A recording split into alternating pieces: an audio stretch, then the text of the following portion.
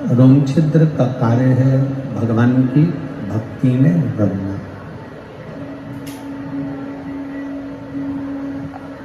हमारे सनातन धर्म में, हमारे सनातन धर्म के अंतर्गत एक बात बड़ी सुंदर कही है कि जब हम भगवान के मंदिर जाते हैं, राम जी के मंदिर गए, नारायण भगवान के मंदिर गए,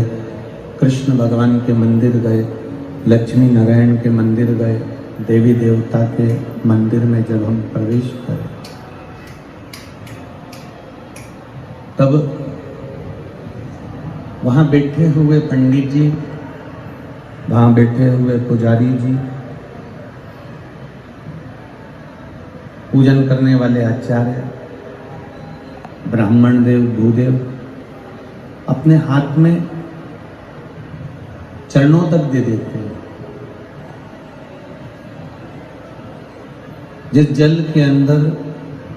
तुलसी का दल बड़ा होता है, वो चरणों तक, हमारे हाथ में ब्राह्मण देवता, हमारे हाथ में आचार्यवर, गुरुवर हमारे हाथ में दे देते हैं। और उस चरणोदक को, उस चरणोदक को हम आचमन कर लेते हैं। जब चरणोदक का हम आचमन करते हैं, चरणोदक का जब हम आचमन करते हैं, आचमन कर रहे होते हैं, तब चरणोदक से केवल एक मन की शुद्धता या भीतर हमारी इंद्रियों की शुद्धता से मतलब नहीं है। चरणोदक जब हमने धारण किया, चरणोदक जब हमने पिया, तो हमारे शरीर के जो 3.5 करोड़ रोम छिद्र हैं, 3.5 करोड़ रोम छिद्र जो इस शरीर के अंदर है,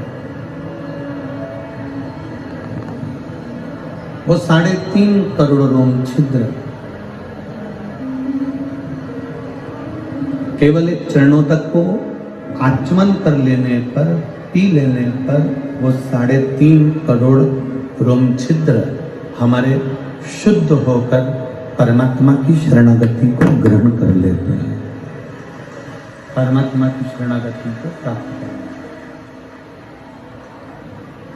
अब 21,600 श्वास जो हमारे शरीर से प्रतिदिन निकलती है, 21,600 श्वास जो हमारे शरीर से प्रतिदिन निकल रही होती है, प्रतिदिन आना जाना कर रही होती है, ये एक एक श्वास का हिसाब, एक एक श्वास का जो हिसाब है, वो मेरे देवादिदेव महादेव के पास है।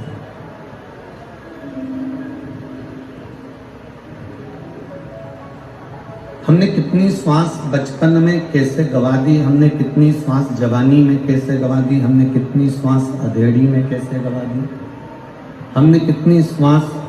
अपने बुढ़ापे में कैसे गवा दी, हमने कितनी श्वास अपने भगवत भजन में निकाली नाम का।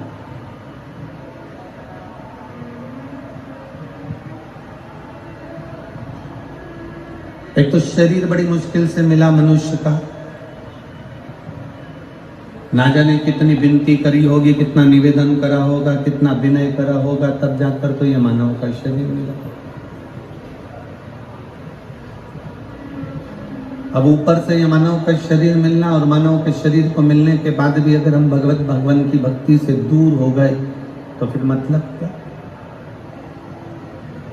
अच्छा एक बात बताओ, इतनी दूर से आप लोग आए हैं, सवेरे 8 बजे की कथा चालू हो रही है तो तुम सवेरे 4 बजे जगे होगे। 4 बजे जाकर तुमने अपना सारा नित्य का कर्म करा होगा, और नित्य का कर्म करके तब आप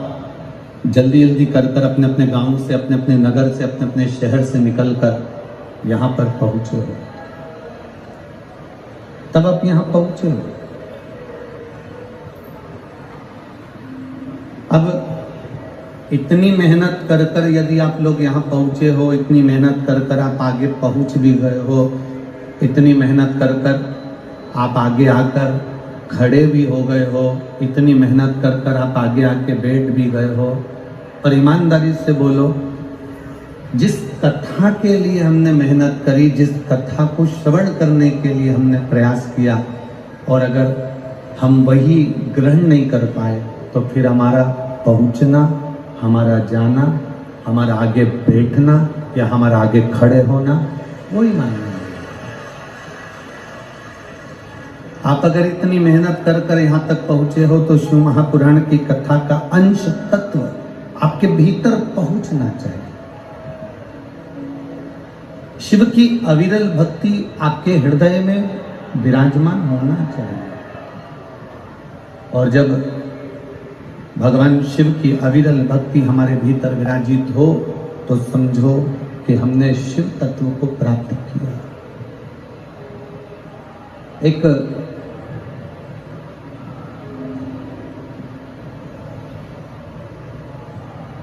दीपक अगर जलता है,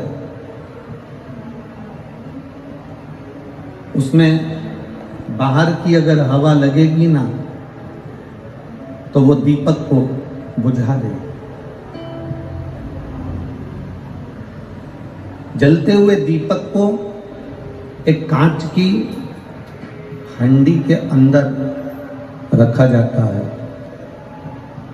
जलते हुए दीपक को एक कांच की हंडी के अंदर रख देते हैं, जिससे वो दीपक बुझे नहीं, जिससे वो दीप बुझे ना। हम क्यों कथा के पंडाल के अंदर जाकर बैठते हैं, हम क्यों मंदिर के अंदर जाकर बैठते हैं? दुनिया के लोग ताना देने वाले, कमेंट्स करने वाले, अपशब्द कहने वाले तो आपसे कह देते हैं मंदिर में जाकर क्यों बैठते हो, शंकर जी के मंदिर में क्यों जाते हो, राम जी के मंदिर में क्यों जाते हो, कृष्ण के मंदिर में क्यों जाते हो, शिव महापुराण की कथा में क्यों बैठते हो, क्यों सुनते हो कथा, क्यों जाते हो पंडाल में, क्यों जाते हो मंदिर में, क्यों जाते हो तीर्थ में, क्यों जाते हो गुरु की शरण में, क्यों जाते हो पवित्र नदियों का स्नान करने के लिए? ये दुनिया के लोगों को नहीं मालूम कि दीप जलता है तो उस पर हंडी रख दी जाती है कांच की, जिससे वो दीप बुझे ना, बाहर की हवा से वो बुझे ना, इसलिए उस पर हंडी रख दी जाती है। तो ये शिव महापुराण का पंडाल नहीं, मंदिर नहीं, देवालय नहीं, ये इस शरीर की हंडी है जिसके अंदर ये बैठा हुआ है। और ये